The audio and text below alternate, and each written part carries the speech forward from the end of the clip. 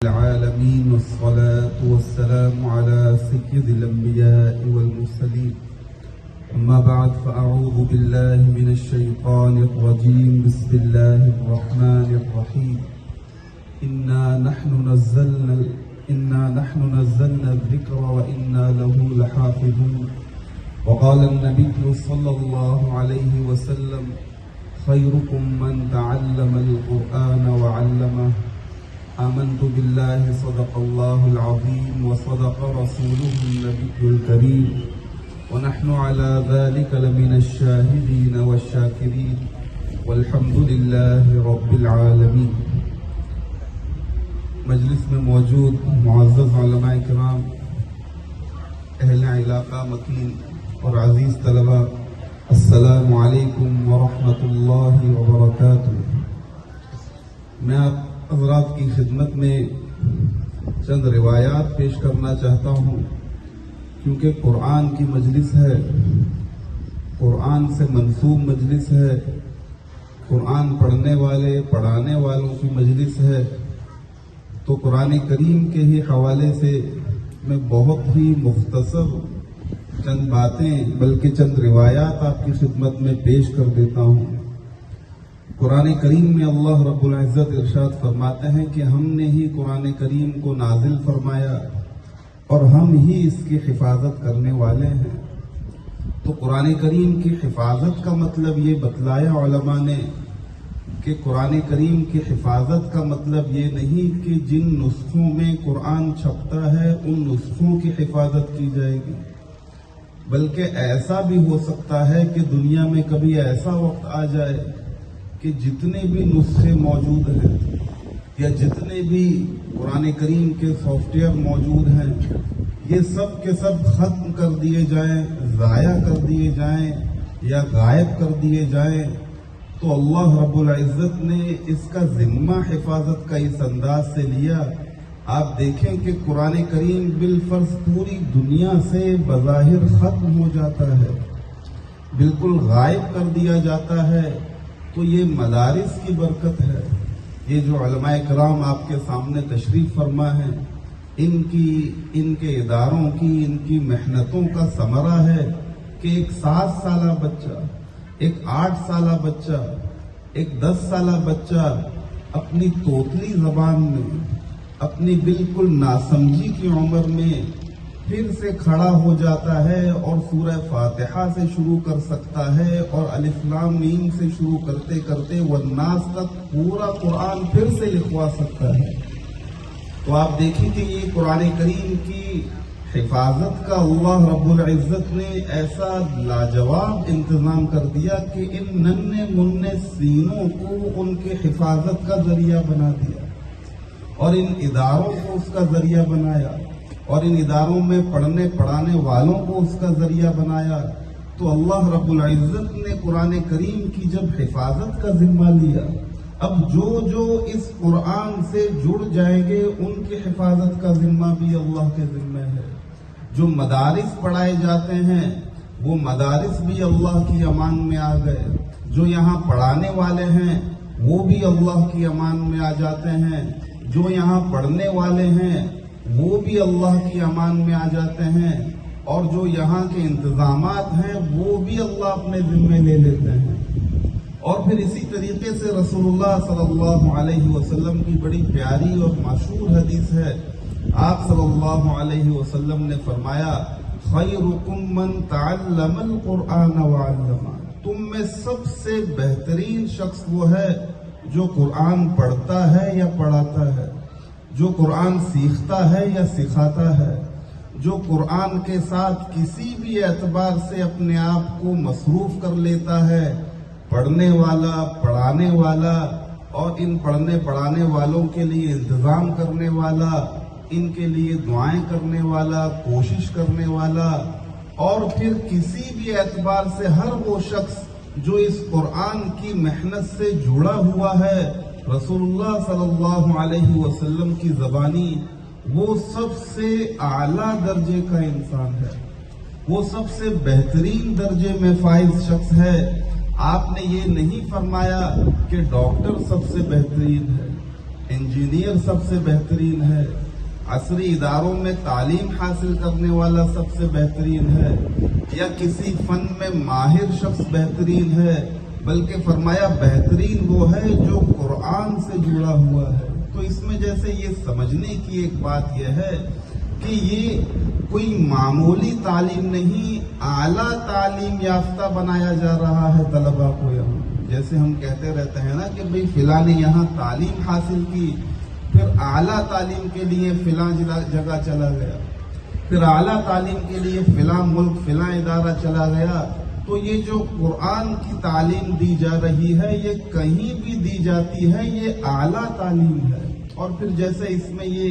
बात मैं सरपरस्त हजरात को नसीहत के तौर पर भी कह देता हूँ कि जब कभी आपसे पूछा जाए या तलबा से जब कभी पूछा जाए कि आपकी तालीम कितनी है, आपने क्या पढ़ा है, तो जब हम अपनी तालीमी रुदात सुनाते हैं तो इस अंदाज से सुनाते हैं कि मैंने मैट्रिक भी किया है, इंटर भी किया है, ग्रेजुएशन भी किया है, मैंने एमफिल पीएचडी भी की है। तब जाकर फिर बतलाते हैं कि मैंने कुरान भी साथ साथ हिफ्ज किया हुआ है, मैंने मदरसा भी साथ साथ पढ़ा हुआ है। आपने इस अंदाज से अपनी तालीम का तारुफ नहीं करवाना, आपने अपने बच्चों की तालीम का भी तारुफ इस अंदाज से नहीं करवाना, बल्कि सबसे पहले कुरान की तालीम का तारुफ करें। अल्हम्दुलिल्लाह मेरे बच्चे ने कायदा मुकम्मल कर लिया है, अल्हम्दुलिल्लाह इसने 5 पारे हिफ्ज कर लिए हैं, अल्हम्दुलिल्लाह इसने कुरान करीम मुकम्मल हिफ्ज कर लिया है, अल्हम्दुलिल्लाह ये दर्जा उला में है, सानिया में है। उसके बाद फिर बता दें कि इसने अंग्रेजी कितनी पढ़ी है, उसके बाद बता दें कि इसने उर्दू कितनी पढ़ी, जबानें कितनी पढ़ी और फनून कितने हासिल किए, कोर्सेज कितने किए। सबसे पहले कुरान की तालीम का तारुफ कराएं। और फिर इसी तरीके से रसूलुल्लाह सल्लल्लाहु अलैहि वसल्लम की दूसरी मशहूर रिवायत है, आप फरमाते हैं इन्नल्लाह यरफ़उ बिहाज़ल किताबि अक़वामन व यज़अउ बिही आख़रीन। अल्लाह रब्बुल इज़्ज़त इस कुरान के जरिए कौमों को उरूज नसीब करते हैं और इसी के जरिए कौमों को ज़वाल भी नसीब करते हैं। जो कौमें, जो लोग इस कुरान को थाम लेते हैं, अल्लाह रब्बुल इज़्ज़त उनको उरूज नसीब करते हैं, तरक्कियां नसीब करते हैं, वो फिर बुलंदियां छू जाते हैं। और जो कुरान को छोड़ने वाले हैं, फरमाया कि वो ज़वाल पज़ीर हो जाते हैं। तो इसमें जैसे समझने की बात यह है कि कुरान के साथ ऐसा ताल्लुक बनाया जाए, ऐसा ताल्लुक बनाया जाए कि कुरान हमारी तिलावत का भी मामूल बन जाए, कुरान हमारी तालीम का जरिया भी बन जाए, कुरान हमारे सीखने का भी जरिया बन जाए, कुरान हमारे लिए समझने का भी जरिया बन जाए। कुरान को पढ़ना भी है, सीखना भी है, समझना भी है, उसकी तालीम भी हासिल करनी है, उसके हलाल को भी समझना है, उसके हराम से भी बचना है, कुरानी वाक़यात को भी समझना है, कुरानी अकीदे को भी समझना है और कुरानी अखलाक भी अपनाने हैं। कुरान को अपने अंदर आप यूं समझे कि जैसे शामिल कर लेना है, कुरान में डूब जाना है, कुरान को अपनी जिंदगी का वतीरा बना लेना है। मैं एक बड़ा अजीब वाक़या आपको सुनाकर अपनी बात मुकम्मल करता हूं कि एक मर्तबा यूं हुआ कि एक शख्स ने किसी मस्जिद के इमाम को अपने यहाँ दावत दी और दावत देने के बाद ऐसा हुआ कि जब दावत मुकम्मल हुई तो उसके घर में कुछ अमानत रखी हुई थी, 1 लाख रुपए के करीब अमानत रखी हुई थी। और जब इमाम साहब तशरीफ लाए, दावत का एहतमाम हुआ, खाना पीना हुआ, जब इमाम साहब वहां से तशरीफ ले गए तो उन्होंने अपने घर में वो अमानत ढूंढना चाही तो वो 1 लाख रुपए नहीं मिल सके। जैसे उलमा इकराम तशरीफ फरमा है, बात कहीं और जा रही है, लेकिन जब बात मुकम्मल होगी तो वाज़ेह होगी। अब सबको जैसे यही शक होने लगा कि ये 1 लाख रुपए घर में तो किसी ने भी नहीं लिए, घर में तो जैसे सब जानते हैं किसी ने भी ये पैसे नहीं उठाए और बाहर से भी कोई भी नहीं आया सिवाय इमाम साहब के। اب سب کا شک اسی طرف گیا کہ اگر یہ پیسے کسی نے چرائے ہیں تو وہ ایک ہی شخص ہو سکتا ہے، وہ یہ امام صاحب ہو سکتے ہیں ہماری مسجد کے۔ اب جیسے انہوں نے اس بات کو جیسے اپنا غصہ پی لیا اور صبر کر لیا، ان کا گمان یہ بن گیا کہ چلیں امام صاحب نے چوری کر لی ہے، اب جیسے ان کی عزت کا پاس رکھتے ہوئے ہم ان کو بتاتے نہیں۔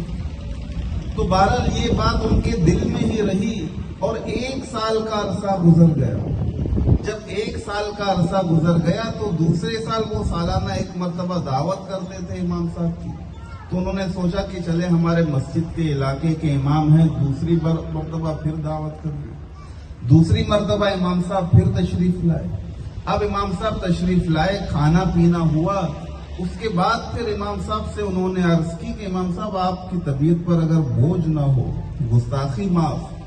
جان کی امان پاؤں تو آپ سے یہ عرض کروں کہ ہمارے گھر میں پچھلے سال آپ کے آنے کے دوران یہ واقعہ پیش آیا تھا، اور ہم نے بڑی تحقیق کی لیکن ہمیں کچھ نہیں پتا چل سکا، تو ہم سب کا شک اسی طرف جا رہا ہے کہ وہ پیسے آپ نے ہی چرائے ہیں، تو آپ نے ایسا کیوں کیا؟ اب جب امام صاحب نے یہ بات سنی تو امام صاحب پھوٹ پھوٹ کر رونے لگے، بہت روئے، اور تو وہ جیسے پریشان ہو گئے کہ میں نے امام صاحب کو ان کی غلطی یاد دلا کر بہت بڑی غلطی کر لی، تو انہوں نے معافی مانگنا شروع کی۔ تو امام صاحب نے بتایا کہ ایسا نہیں ہے کہ میں اس بات پر رو رہا ہوں کہ آپ مجھے چور کہہ رہے ہیں، بلکہ میں اس بات پر رو رہا ہوں کہ جب پچھلی مرتبہ میں آپ کے گھر سے نکل رہا تھا تو وہ جو پیسے جن کا آپ تذکرہ کر رہے ہیں وہ راستے میں بالکل آپ کے دروازے کے سامنے پڑے ہوئے تھے، تو وہ پیسے مجھے جلدی میں کسی کو دینے کی نوبت نہیں آ سکی، تو آپ کے جیسے فریج کے اوپر قرآن کریم کا نسخہ رکھا ہوا تھا، میں نے اسی کے اندر ڈال دیے تھے، اور میں یہ بات سوچ کر پریشان ہو رہا ہوں کہ 1 سال کے عرصے سے اس گھر میں قرآن کریم کو کھولا ہی نہیں گیا، یعنی 1 سال کا عرصہ ہو گیا اور قرآن کریم کو اٹھا کر کھولنے کی نوبت تک نہیں آئی ایک مسلمان کے گھر میں۔ اس بات نے مجھے رلا دیا، اس بات نے مجھے پریشان کر دیا، اور اسی فکر کی وجہ سے مجھے رونا آ رہا ہے۔ تو جیسے آپ دیکھیں ذرا ہمارے گھروں میں قرآن کریم کے ساتھ یہی سلوک ہونے لگا ہے۔ قرآن کریم جیسے ایصال ثواب کے لیے یاد آ جاتا ہے، قسمیں اٹھانے کے لیے یاد آ جاتا ہے، اور پھر اسی طریقے سے قرآن خوانی کے لیے یاد آ جاتا ہے، اور جب شادی بیاہ کا موقع ہوتا ہے تو رسمیں مکمل کرنے کے لیے یاد آ جاتا ہے، اور پھر اسی طریقے سے کسی کے سچے جھوٹے ہونے کا معیار جیسے ہم نے قرآن پر ہاتھ رکھنے کو بنا دیا ہے، لیکن قرآن کو ہم نے اپنے معمول کا حصہ نہیں بنایا، قرآن کو ہم نے اپنی زندگی کا حصہ نہیں بنایا، قرآن کو ہم نے اپنی تعلیم کا حصہ نہیں بنایا۔ تو جیسے آج کی اس مبارک مجلس میں اور آپ اس بات کا عہد کریں، ارادہ کریں کہ ہم یہ پکا ارادہ کر کے آج اٹھیں کہ ہم اپنی زندگیوں کو قرآن کے لیے وقف کر دیں گے انشاءاللہ، قرآن کی تعلیم کے لیے، قرآن پڑھنے والے اداروں کے لیے ہم جیسے اس کی خدمت کریں گے، اپنا وقت بھی قرآن کے لیے نکالیں گے، اور اپنی جان بھی قرآن کے لیے کھپائیں گے، اپنا مال بھی قرآن کے لیے کھپائیں گے۔ اللہ رب العزت ہم سب کو سمجھنے عمل کی توفیق عطا فرمائے۔ وآخر دعوانا الحمدللہ رب العالمین۔